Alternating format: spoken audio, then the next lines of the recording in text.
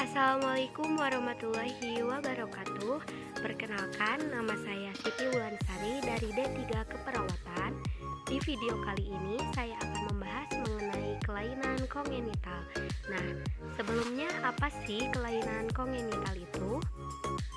Kelainan kongenital adalah kelainan pada tubuh yang muncul sejak dari periode konsepsi sel telur. Pada umumnya, bayi dengan kelainan kongenital dilahirkan dengan berat badan rendah dan dapat meninggal dalam minggu pertama kehidupannya bila kelainannya berat.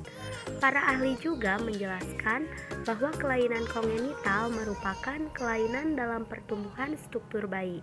Kelainan kongenital sering menjadi penyebab terjadinya abortus, lahir mati, atau kematian setelah lahir.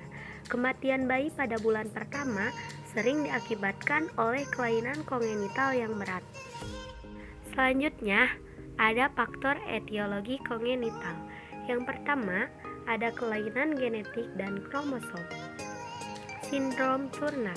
Kelainan ini terjadi pada wanita dengan ciri-ciri yaitu perkembangan seks terhambat, payudara kecil, tubuh pendek, dan sering mandul. Yang kedua, sindrom Klinefelter. Kelainan pada laki-laki dengan ciri cenderung seperti wanita, testis tidak normal, keterbelakangan mental, dan payudara tumbuh. Yang ketiga, sindrom Down. Kelainan yang ditandai dengan tubuh pendek, mental terbelakang, mata sipit, lidah tebal, dan wajah mongoloid. Dan yang terakhir, sindrom Edwards. Terjadi pada wanita yang nampak seperti normal, namun ciri-ciri sekunder wanita tidak berkembang. Faktor selanjutnya yaitu faktor mekanik.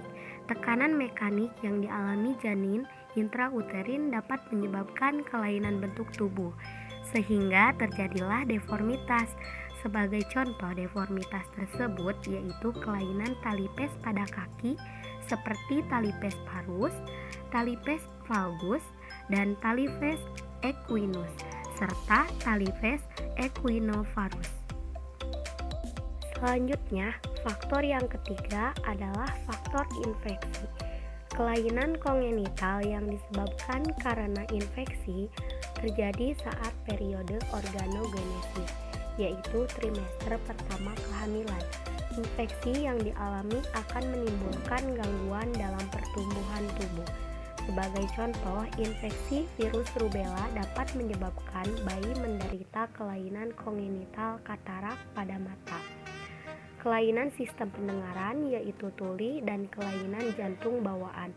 Beberapa infeksi lain menyebabkan gangguan pertumbuhan dan sistem saraf pusat seperti hidrosefalus dan mikrosefalus.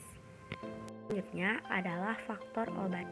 Beberapa jenis obat yang diminum wanita hamil pada trimester pertama kehamilannya diduga menyebabkan terjadinya kelainan kongenital. Thalidomid adalah obat yang terkenal sebagai obat yang mengakibatkan terjadinya fokomelia atau mikromelia. Demikian halnya dengan jamu. Diduga erat hubungannya dengan terjadinya kelainan kongenital, walaupun belum banyak diketahui secara pasti. Nah, berikut ini berbagai bentuk kelainan jantung karena mengkonsumsi obat-obatan.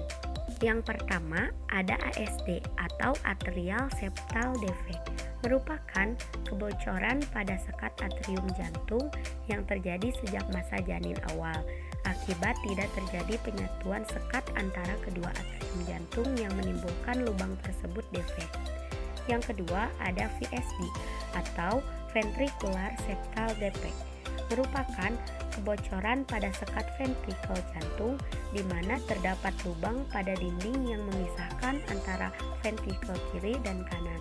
Dan yang terakhir ada tetralogy Fallot, merupakan kumpulan kelainan pada jantung yang terjadi dari VSD, penyempitan katup paru-paru, dan penebalan otot ventrikel jantung kanan.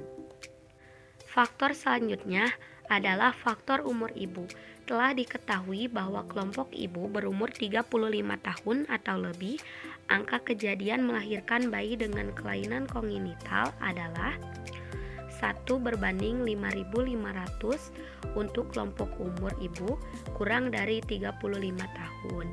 1:600, sedangkan untuk kelompok ibu berumur 35-39 tahun. Kemudian 1:75 untuk kelompok ibu berumur 40-44 tahun dan 1:15 untuk kelompok ibu berumur 45 tahun atau lebih.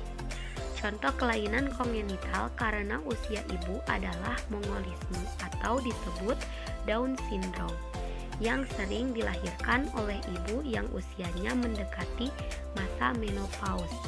Kelainan kongenital lain yang terjadi karena faktor usia ibu adalah atresia ani.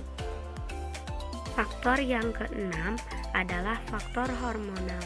Faktor hormonal mempunyai hubungan dengan kejadian kelainan kongenital seperti bayi yang dilahirkan oleh ibu hipotiroidisme dan ibu penderita diabetes mellitus. Kemungkinan untuk penderita gangguan dan kelainan lebih besar dibandingkan bayi yang dilahirkan oleh ibu normal. Yang ketujuh, ada faktor radiasi. Jika seorang ibu hamil terpapar radiasi pada permulaan kehamilannya, mungkin sekali dapat menimbulkan kelainan kongenital pada janin yang disebabkan oleh mutasi gen. Yang kedelapan, ada faktor gizi. Frekuensi kejadian kelainan kongenital pada bayi yang dilahirkan oleh ibu yang mengalami kekurangan gizi lebih tinggi dibandingkan dengan ibu yang baik gizinya. Contoh kelainan yang terjadi akibat ibu kekurangan gizi adalah sebagai berikut. Yang pertama, ada atresia esofagus. Kelainan yang terjadi akibat esofagus tidak terbentuk secara sempurna, menyempit dan buntu, tidak tersambung dengan lambung yang terjadi pada umur kehamilan 3-6 minggu. Yang kedua, ada defek tabung saraf.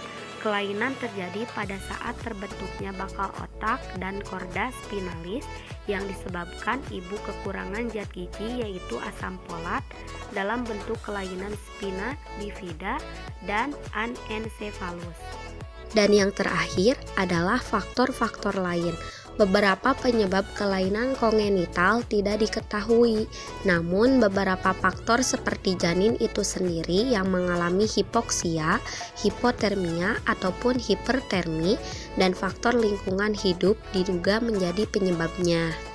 Nah, mungkin sekian video kali ini. Semoga bermanfaat, khususnya untuk saya dan umumnya bagi kita semua. Sekian dan terima kasih.